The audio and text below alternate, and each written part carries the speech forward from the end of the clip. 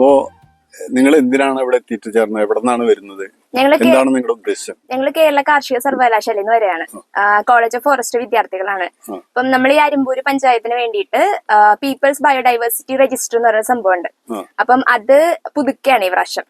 അപ്പം അത് പുതുക്കുന്നതിന് വേണ്ടിയിട്ട് ഇവിടുത്തെ എന്തൊക്കെ ജൈവ വൈവിധ്യങ്ങളുണ്ട്, പിന്നെ മൃഗങ്ങളെ പറ്റി, ജീവജാലങ്ങളെ പറ്റി ഒക്കെ മനസ്സിലാക്കുന്നതിന് വേണ്ടിയിട്ട് ഞങ്ങൾ വന്നതാണ്. അപ്പൊ കുറച്ച് കാര്യങ്ങൾ ഞങ്ങൾക്ക് ചോദിച്ചറിയാനായിട്ടുണ്ട്. എന്തെങ്കിലും ഒരു കാര്യം ചോദിച്ചോളൂ. ഞാൻ പറഞ്ഞു ഇപ്പൊ പ്രധാനമായിട്ട് ഇവിടുത്തെ നെൽകൃഷിയെ പറ്റി അറിയാനാണ് നമുക്ക് അറിയേണ്ടത്. ഏത് വെറൈറ്റി ആണ്? ഇവിടെ ഉമ വെറൈറ്റി ആണ് നമ്മൾ ഉപയോഗിക്കുന്നത്. അത് ഏകദേശം ഒരു ഏക്കറയ്ക്ക് ഞങ്ങളൊരു 25 കിലോ വിത്ത് ഞങ്ങൾ എടുക്കും. അത് ഞാറ്റടി തയ്യാറാക്കി ഞങ്ങൾ മൊത്തം ഈ പാടത്ത് നമ്മളത് റീപ്ലാന്റ് ചെയ്യുകയാണ് ചെയ്യുന്നത്.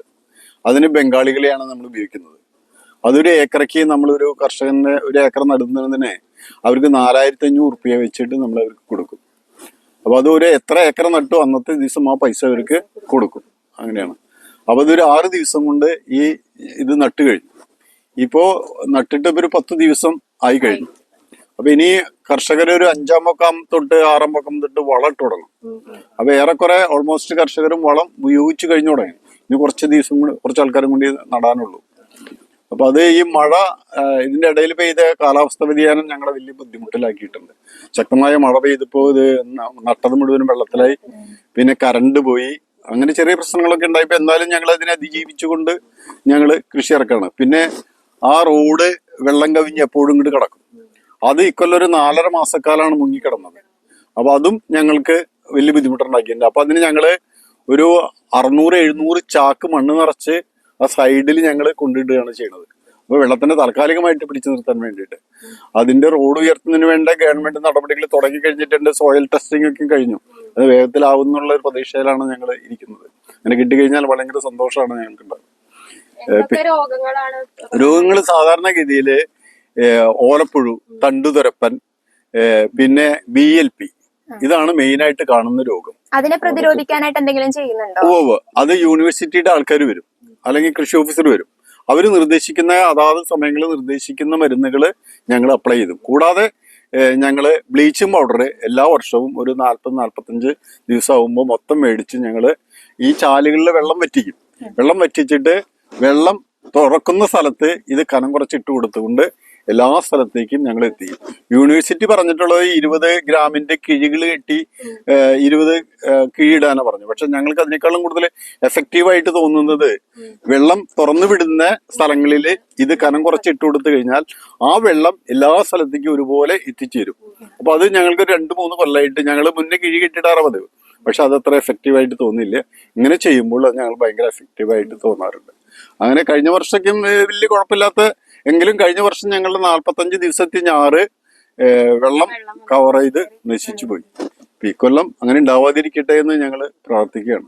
ഇത് നോർമലി വളക്കൂറുള്ള മണ്ണ് തന്നെയാണോ? അതെ, നോർമലി വളക്കൂറുള്ളതാണ്. പക്ഷെ വളക്കൂറ് നഷ്ടപ്പെട്ടുകൊണ്ടിരിക്കുകയാണ്. കാരണം ജൈവവള സമ്പത്ത് നമ്മളുടെ നഷ്ടപ്പെട്ടിട്ടുണ്ട്. കന്നുകാലി ആരും വളർത്തുന്നില്ല.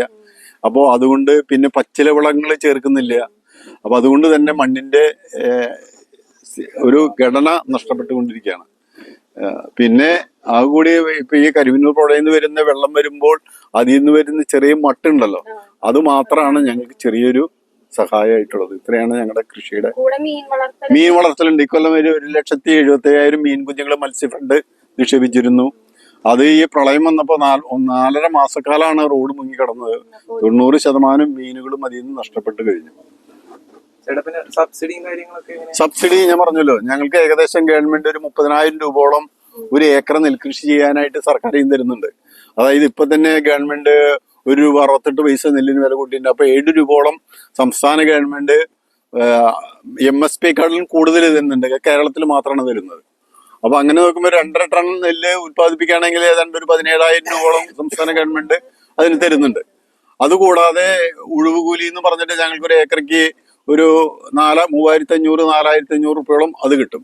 പിന്നെ അത് കൂടാണ്ട് ഞങ്ങൾക്ക് റോയൽറ്റി എന്ന് പറഞ്ഞിട്ടുള്ള ഒരു ഏക്കറയ്ക്ക് ഒരു 1,200 റുപ്യോളം അത് കിട്ടുന്നുണ്ട്.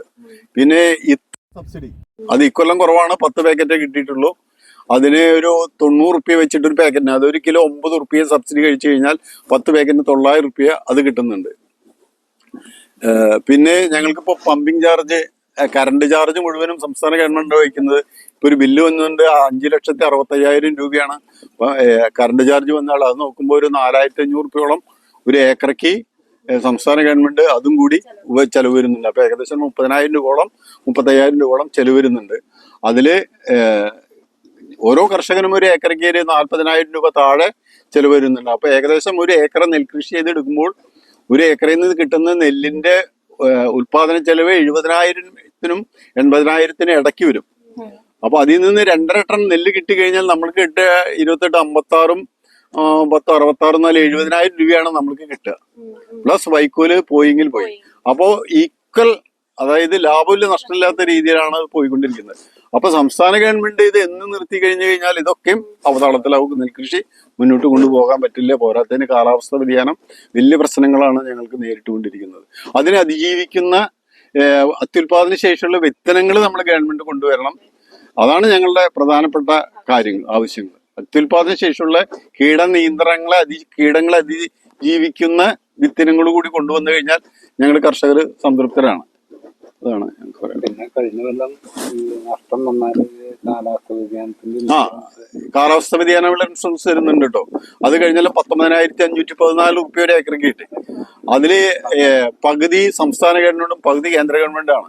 അപ്പൊ നോക്കുമ്പോൾ നമ്മുടെ 30,000 എന്നുള്ളത് 35,000 രൂപയോളം നമ്മൾക്ക് 37,000 രൂപയോളം വരുന്നുണ്ട്. അപ്പൊ ഇതുകൊണ്ടൊക്കെയാണ് ഗവൺമെന്റ്, സംസ്ഥാന ഗവൺമെന്റ് നമ്മൾക്ക് ഒരുപാട് കൈത്താങ്ങുള്ളത് കൊണ്ടാണ് ഈ നെൽകൃഷി ഇങ്ങനെ പിടിച്ചു നിൽക്കുന്നത്. അല്ലെങ്കിൽ കേരളത്തിലെ കൃഷി അസാധ്യമായി പോകും. ഒരുപാട് ഹെൽപ്പ്. പിന്നെ അതുകൂടാണ്ട് ഇപ്പൊ ഈ ഫാം റോഡുകള്, കെടകള്, ഈ ബണ്ട്, ഇത്തരം കാര്യങ്ങൾ നമുക്ക് മോട്ടറിനൊക്കെ 17 ലക്ഷം രൂപയാണ് ഒരു മോട്ടറിന്റെ ചെലവ്.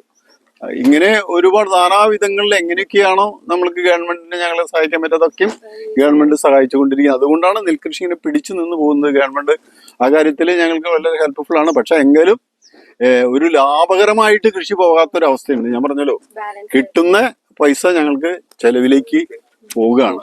അതുപോരാ, ഒരു കർഷകന് ഒരു ഏക്കർ കൃഷി ചെയ്ത് കഴിഞ്ഞാൽ മിനിമം 1 ടൺ നെല്ലെങ്കിലിന്റെ പൈസയെങ്കിലും കൂടുതൽ കിട്ടിക്കഴിഞ്ഞാലാണ് അവര് 28,000 രൂപ 30,000 രൂപ കിട്ടും. അത് കിട്ടിക്കഴിഞ്ഞാലാണ് അവന് ഒരു നിലനിൽപ്പ് എന്ന് പറയാനുള്ളൂ. പിന്നെ വൈക്കോല് ആർക്കും വേണ്ട. കാരണം കന്നുകാലികളുടെ അളവ് അർത്ഥമൊന്നുമില്ല. അപ്പോൾ കഴിഞ്ഞൊല്ലേക്കും വൈക്കോലേക്ക് നശിച്ചു പോയി. അതും വല്ലാത്തൊരു, മറ്റത് 6,000-7,000 രൂപയ്ക്ക് പോയിരുന്ന വൈക്കോല് ഇപ്പോൾ ആർക്കും വേണ്ടാതെ പാടത്ത് കിടന്ന് ചീഞ്ഞു പോകുന്ന ഒരവസ്ഥയുണ്ട്. ഇതൊക്കെയാണ് ഞങ്ങൾക്ക് പറയാൻ. ഇനി നിങ്ങൾക്ക് എന്തെങ്കിലും ചോദിക്കാനുണ്ടെങ്കിൽ.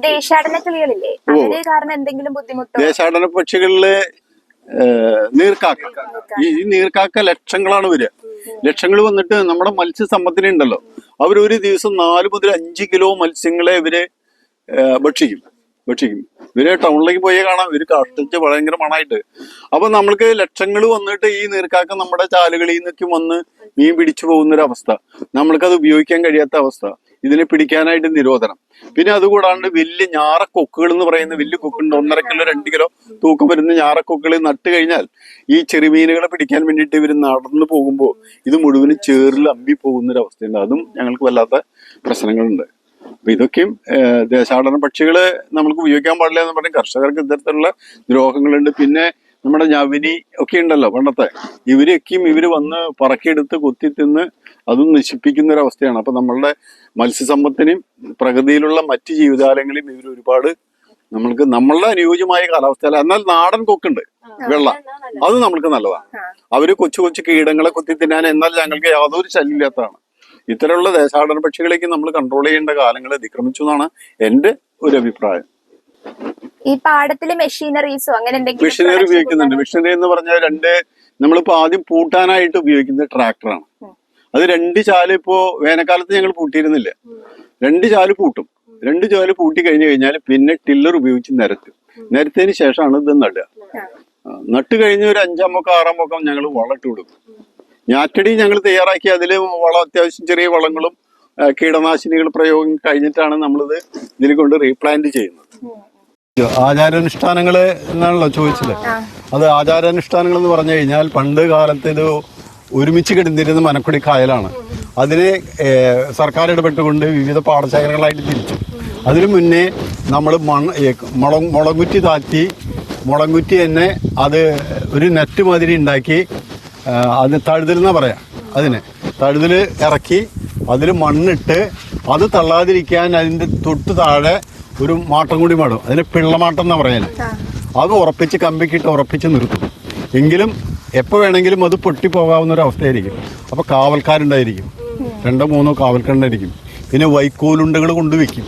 കാരണം എവിടെയെങ്കിലും തല്ലി കഴിഞ്ഞു കഴിഞ്ഞാൽ ഈ വൈക്കോലുണ്ട് അതിൽ ഇടും. ഇട്ടിട്ടാണ് സംരക്ഷിക്കപ്പെടുക. അപ്പോഴേക്കും ഇവര് ശബ്ദം ഉണ്ടാക്കിയ നാട്ടുകാരെല്ലാവരും വരും അതിനെ എങ്ങനെയെങ്കിലും മണ്ണൊക്കെ ചെയ്യുന്നു. ഇപ്പോൾ KLDC ബണ്ടുകൾ ഉയർത്തി, അതുകൊണ്ട് വലിയൊരു പ്രൊട്ടക്ഷൻ ഉണ്ട്. ഇവിടെ എവിടെയെങ്കിലും ഈ നാട്ടുവൈദ്യന്മാര് അങ്ങനെ എന്തെങ്കിലും? പിന്നെ അല്ല, അത് ആചാരാനുഷ്ഠാനത്തിന്റെ ഭാഗമായിട്ട്. അപ്പൊ അതിന്റെ ഒരു ഓർമ്മയ്ക്കായിട്ട് ഞങ്ങൾ കൃഷി ഇറക്കുന്നതിന് മുന്നേ പൊഴുതുമാട്ടം എന്ന് പറഞ്ഞിട്ട്, അതായത് അമ്പലങ്ങളിലോ അല്ലെങ്കിൽ പണിക്കലേത്ത് പോയിട്ട് നല്ല ഒരു ദിവസം സമയം നോക്കി അവരമ്പലം, ഞങ്ങളിപ്പോൾ ഈ പശ്ചാത്തലത്തിലാണ് പോകുക, അവർ നല്ലൊരു സമയവും ദിവസവും നോക്കി ഞങ്ങളുടെ കുറിച്ച് തരും. ആ സമയത്ത് ഞങ്ങൾ ഇതേമാതിരി ഒരു കുറ്റടിച്ച് മുള വെച്ച് അതിൽ കുറച്ച് മണ്ണിടും. അന്നേ ദിവസം അമ്പലത്തിലും ആൾക്കാർക്ക് പായസവും ചായയൊക്കെ മേടിച്ചു കൊടുക്കും. പിന്നെ ഇത് കൊയ്ത്ത് ദിവസങ്ങളായാലും നാളെ ദിവസങ്ങളായാലും നല്ല ദിവസവും നല്ല സമയം നോക്കിയിട്ടാണ് ഞങ്ങളതൊക്കെ ചെയ്യുക. അതൊരു ആചാരങ്ങളാണ്, അനുഷ്ഠാനങ്ങളാണ്. അത്രയാണ്. നാട്ടുവൈദ്യന്മാർ അങ്ങനെ എന്തെങ്കിലും? നാട്ടുവൈദ്യന്മാരൊന്നും ഇവിടെ ഇല്ല.